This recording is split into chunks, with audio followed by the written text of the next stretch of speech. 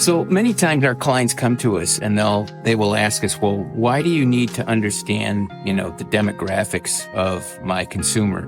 And quite honestly, that's probably one of the most important pieces to the puzzle, is kind of moving the conversation from more of a traditional pouring right, where we're going to save you some dollars on your cost of goods going in the back door, but more importantly, is identifying your consumer to the beverage supplier, because that's really what they're after.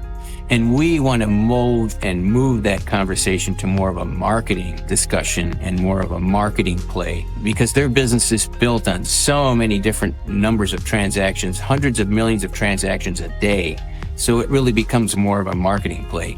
The more information that you share with them on demographics is really speaking their language. And then once they get a flavor for that, they have a marketing play or a marketing strategy to develop with you as their partner, is really when the investments can go up.